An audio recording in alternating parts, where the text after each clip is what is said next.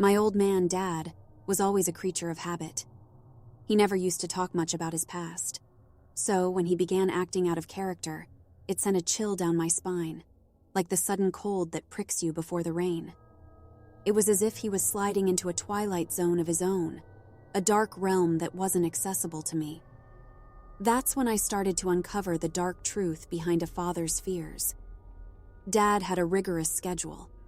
He would read the newspaper every morning at 7, his bifocals balanced on the bridge of his nose, cradling a hot cup of coffee. Around 8, he'd disappear into his study, surfacing only for meals or a brisk walk in the evening. But lately, he started spending less time in the study, more time looking out the window with a worried expression. He was distracted. This was the first ripple in the pond of normalcy. It was a humid July night when the real oddity happened. I was awakened by the sound of shuffling feet outside my room.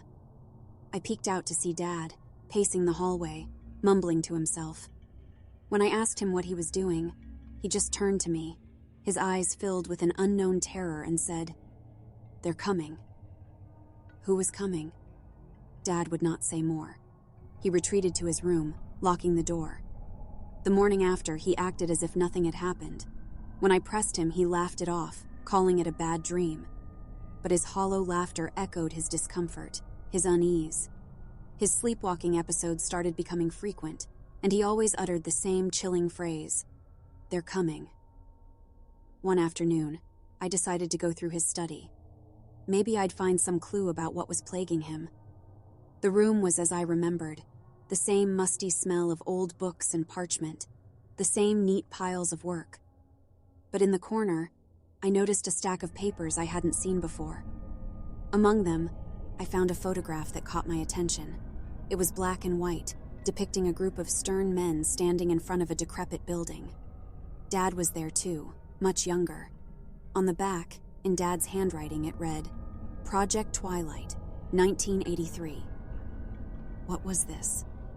Over the next couple of days, I combed through Dad's past, discovered connections, things that he'd never mentioned. Project Twilight was a secret government program, a psychic experiment that went awry. They'd attempted to tap into the unknown, breach the barriers between dimensions, but something had gone wrong. Something had come through. This revelation chilled me to the bone. The terror in Dad's eyes, his cryptic words, suddenly took a horrific new meaning. Whatever they had summoned during Project Twilight, was it now coming for them? Days turned into a haze of fear and anticipation. I noticed other changes in Dad. He started barricading the doors at night, his once peaceful face now marred with constant fear. He'd stopped going out for walks instead, peering out through the blinds, as if expecting something, or someone. One night, the power went out. In the unnerving darkness, I heard a soft knock on our door. Dad froze, his face as white as the moon outside. He grabbed my arm, whispered, "Hide, don't make a sound." I hid under his study table, my heart pounding as the knocking grew louder, more insistent. I heard Dad slowly unbolt the door. Then, a silence so profound that my breath felt like a deafening noise. When I finally dared to come out, the front door was wide open, swaying gently in the wind. Dad was gone.